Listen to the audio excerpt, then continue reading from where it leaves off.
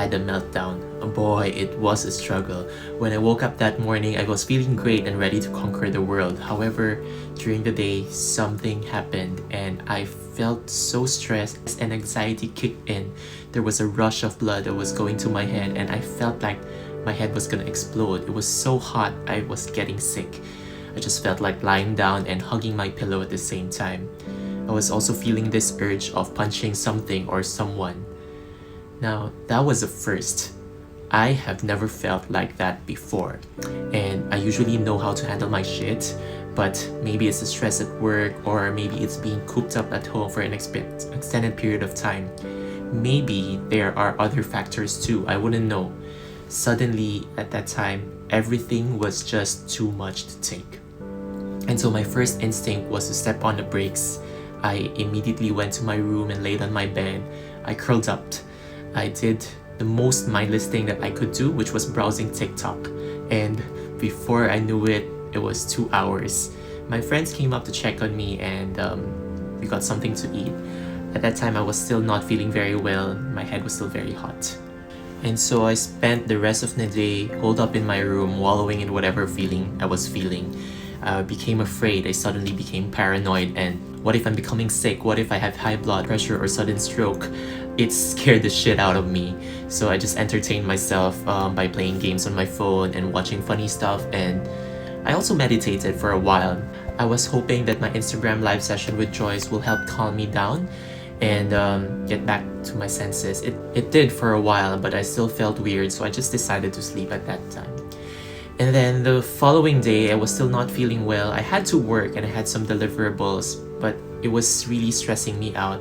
At that point, I said I couldn't do it. I decided to tell my colleagues and my boss to take the rest of the day off. I'm still wondering what happened that day. I thought I had everything under control, but something tipped the scales and it was hard. Even more so during these times, I feel like it's important to be aware of our mental, physical, and emotional well-being. We may be safe in our own homes, but it doesn't mean that we're fine. It's a crisis that everyone's experiencing and our whole world is really thrown into chaos. I want you to know that it's okay to not feel okay and you do not need to act tough or pretend that there's nothing wrong, because there might be. And I totally understand if you don't want to share what you're going through because it might be a bit insensitive to other people, but we can still choose to acknowledge how we feel and how we cope in this situation. So by the time I record this video, it's about 5 days since that episode happened. I am not 100% back on track, but I'm slowly getting back to business. I want to share with you what helped me during this time, so it might help you and it might help someone you know too. Here are the things that helped me during this time. Of course, number one is you have to acknowledge what you're going through. I feel like this is one of the most important things, because if you don't acknowledge what you're going through and you're just gonna deny it, you're not gonna be able to move forward. Number two is to meditate. Regulated breathing and staying in the present helped me calm my nerves. My breathing slowed down and eventually I slowly become relaxed and became comfortable. I'm always an advocate of meditation, but I admit I have not been doing it enough, and it's probably a sign that I need to do it more. Next one on the list is number three. Take a warm shower and rest. I love how the constant force of warm water massages my head, my neck, and my shoulders. It feels like the worries are being washed away with the water. And after a good warm shower, I felt so relaxed and I just went back to bed feeling refreshed. And the next thing that helped me was basking under the sun. When I was feeling tired from lying down, I walked myself to the balcony and to the window. I absorbed the energy of the sun. I imagined that the light was enveloping me and taking all that negative energy away from me. And the warmth of the sun really felt like it was home, at home. Number five, being grateful. I feel like it's so easy to be drowned in the negativity of life, but when you're stressed, you think that there's nothing that can make you happy, right? There's nothing to be happy about, right? But you know what? It's not really.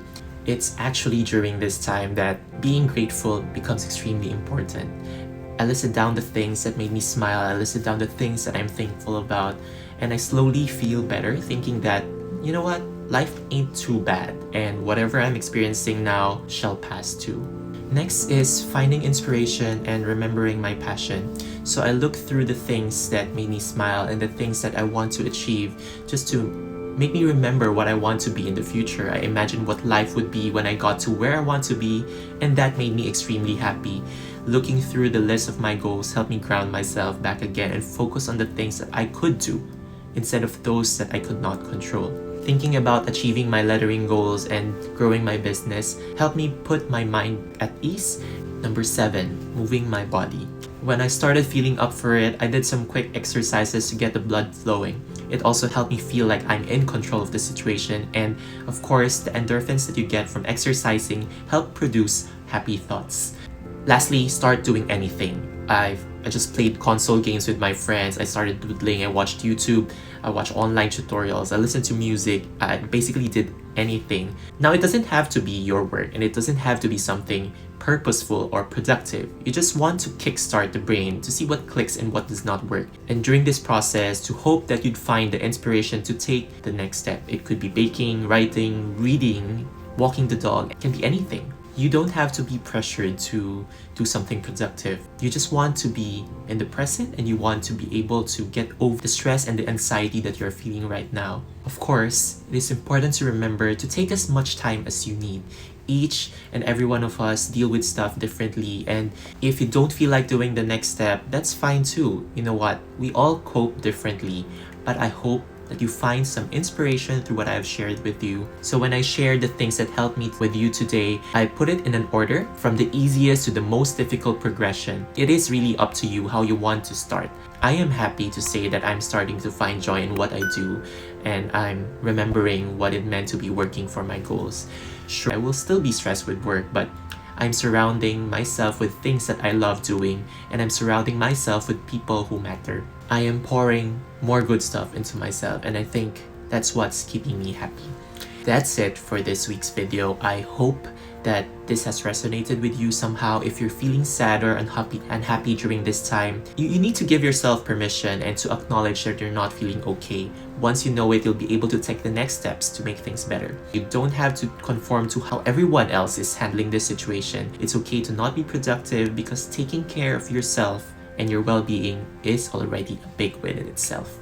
So, as always, stay safe and stay sane. I will see you again next time.